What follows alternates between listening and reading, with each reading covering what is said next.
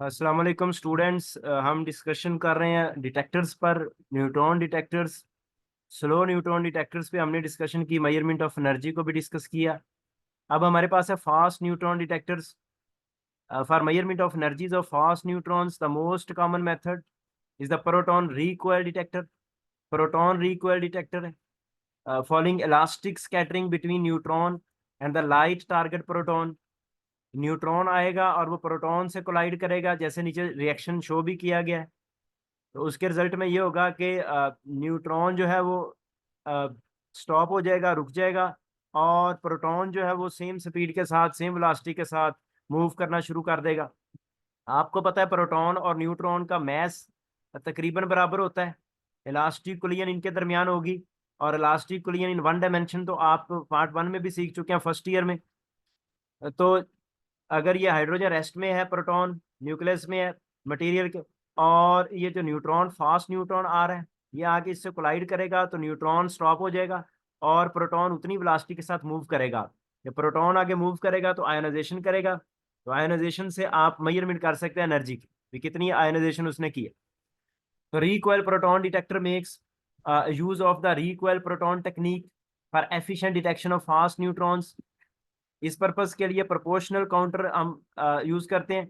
May be filled with hydrogen, hydrogen से आप fill कर लेते हैं या ड्यूट्रियम से। और but a better procedure is to use argon or one of the heavier inert gases as a filling gas, and to place in a thin sheet of hydrogenous material. Hydrogenous material कौन सा है? जिसमें hydrogen हो।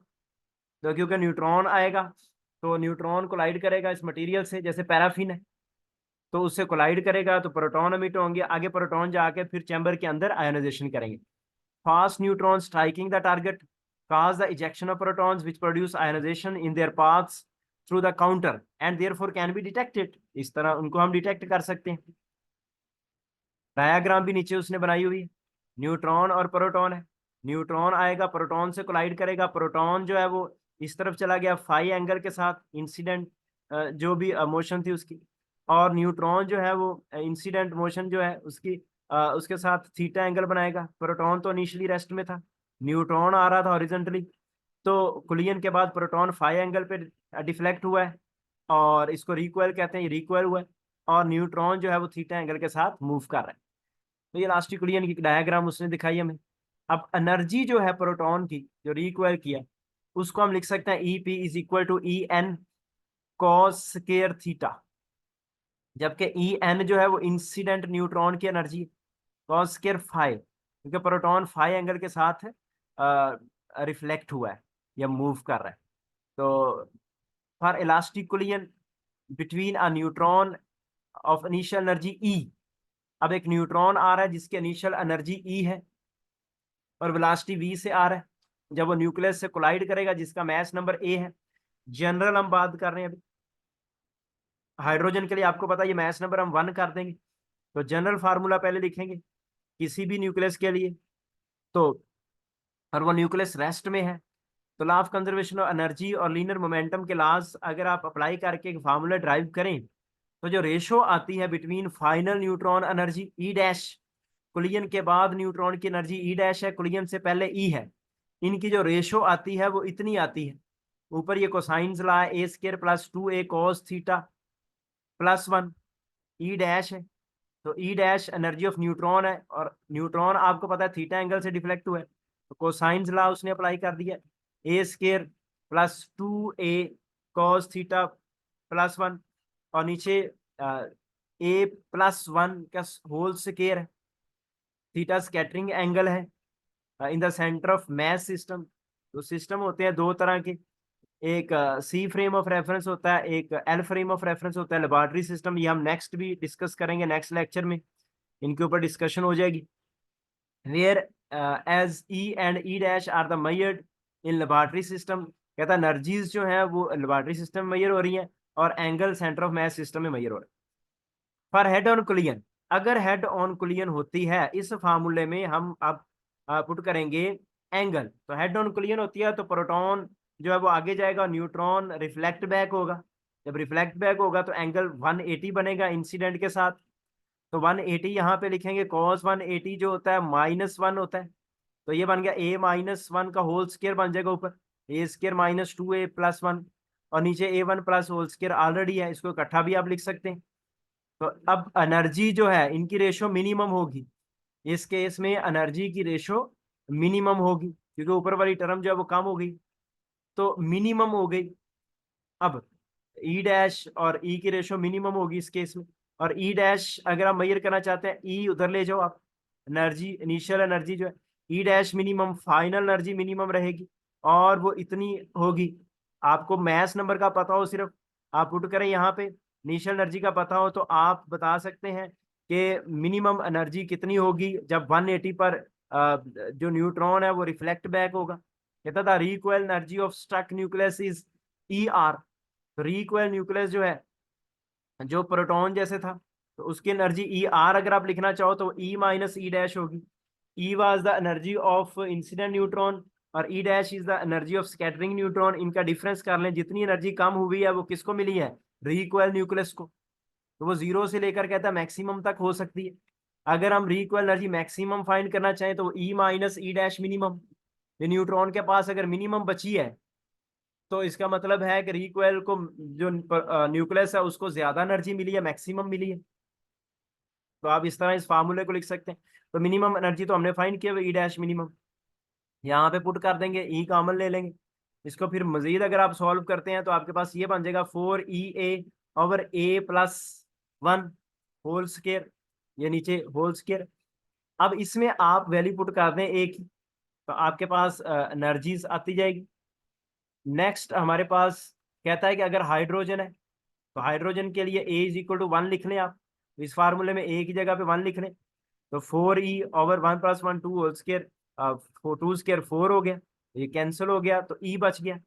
इसका मतलब है अगर hydrogen होगा, उसके हाइड्रोजन के न्यूक्लियस के साथ अगर कोलाइड करेगा न्यूट्रॉन, तो अपनी सारी एनर्जी किसको प्रोवाइड कर देगा, रिकॉइल को प्रोवाइड कर देगा, क्योंकि रिकॉइल को अब एनर्जी कितनी मिली है, जितनी ई थी। ई क्या थी, न्यूट्रॉन की एनर्जी थी, तो मैक्सिमम एनर्जी ट्रांसफर होगी। और अगर बड़ा न्यूक्लियस होगा, तो बड़ा न्यूक्लियस होगा तो एनर्जी कम ट्रांसफर होगी। The response of an ideal proton recoil detector to monoenergetic neutrons, ये उसका रिस्पॉन्स कर्व यहाँ पे बनाई गई है, नंबर है ऑफ न्यूट्रॉन्स है इधर, और जो कि अब्जॉर्ब हो रहे हैं, और इधर एनर्जी है उनकी, तो कम एनर्जी वाले जो है वो ज्यादा अब्जॉर्ब होंगे, तो सिंटिलेटर जो है उस पे आपके पास ये डिटेक्ट होंगे, ज्यादा डिटेक्ट होंगे। और अगर ज्यादा एनर्जी वाले हैं तो फिर वो डिटेक्ट नहीं हो सकेंगे, तो ये डिटेक्टर रेजोल्यूशन अब ड्रॉप कर जाएगी हाई एनर्जी के लिए। Normally the proton recoil signal is observed by using the scintillating material. Scintillators आप पढ़ेंगे, ये डिटेक्टर्स हैं, और इसमें सोडियम आयोडाइड वगैरह यूज होता है। तो सिंटिलेटर आप नेक्स्ट लेक्चर्स में जब हमारे पास आएंगे तो इनको हम इंशाल्लाह डिस्कस करेंगे। तो वो कहता है कि इसमें ये होता है कि लाइट प्रोड्यूस होती है, सिंटिलेशन लाइट प्रोड्यूस होती है एक्चुअली, जब कोलिजन्स होती हैं, आयोनाइजेशन होती है, लाइट प्रोड्यूस होती है, तो सिंटिलेटर्स में इस तरह हम डिटेक्शन करते हैं। तो कहता है हाइड्रोजन वाला मटेरियल होना चाहिए जिसमें हाइड्रोजन ज्यादा हो, प्लास्टिक है, ऑर्गेनिक लिक्विड हो सकता है। Therefore the scintillator serves as both the proton target for the neutron and the detector for their coiling for the recoiling proton. दोनों काम करेगा। अगर सिंटिलेटर जो है वो उसमें हाइड्रोजन मटेरियल ज्यादा है तो फिर वो डिटेक्टर के तौर पे भी काम कर लेगा और साथ में रिकॉइल प्रोटॉन का काम भी कर लेगा। कहता था efficiency of proton recoil scintillation detectors for mega electron volt neutrons can be of the order of 50%। तो एफिशिएंसी कम हो जाती है प्रोटॉन रिकॉइल सिंटिलेशन डिटेक्टर्स की, अगर एनर्जी जो है वो मेगा इलेक्ट्रॉन वोल्ट में चली जाए, तो कम एनर्जी हो तो अच्छी होती।